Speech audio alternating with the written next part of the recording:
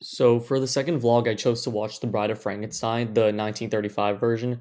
So essentially, this is a sequel to the 1931 version of the first Frankenstein, and it's the continuation of the story of the monster himself, who's rejected by society due to his ugly and grotesque appearance. So after surviving a near-death experience at the hands of an angry mob, the monster seeks out seeks out help to his creator, Dr. Henry Frankenstein, who is now living like a quiet, more tranquil life with his wife Elizabeth.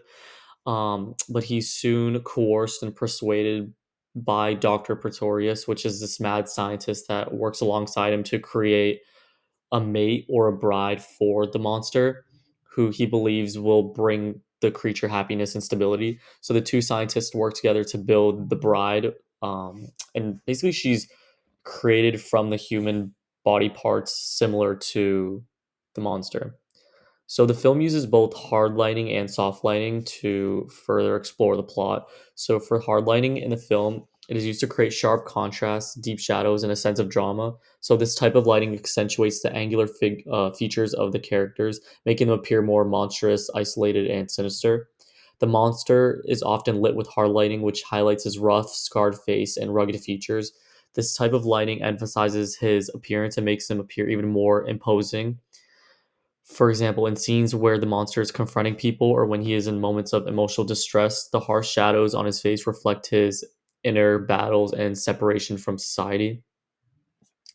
The use of hard lighting also emphasizes the expressionist nature of the film, which is no a kind of characteristic of many universal horror films from this era. So the stark contrast and the long shadows give the scenes a nightmarish and gothic quality, contributing to the horror atmosphere of the time.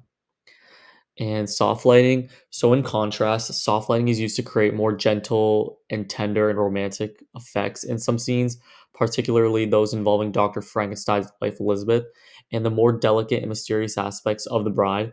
So, soft lighting minimizes harsh shadows and produces a more diffused light that makes the characters look more flattering and approachable. So, one of the key examples of soft lighting in the film is during the creation of the bride. The lighting used in her scenes, especially when she was first revealed, has a smooth quality that contrasts with the harshness of the monster's lighting.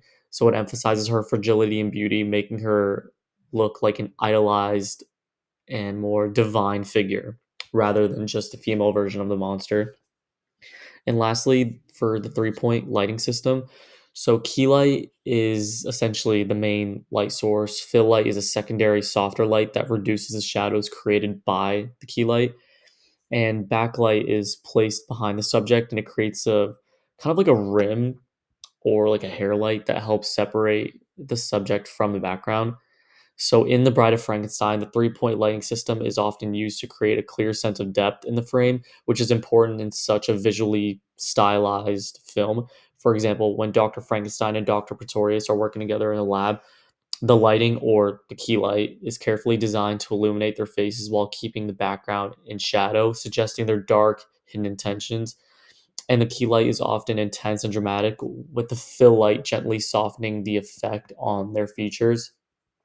Lastly, and additionally, the backlight is frequently used to create silhouettes or add a sense of mystery and depth to the characters like the monster, especially in scenes where he is standing alone or in a shadow. This this use of light, this use of lighting, sorry, heightens his isolation and looming presence, giving him a larger than life and mythical quality to his figure.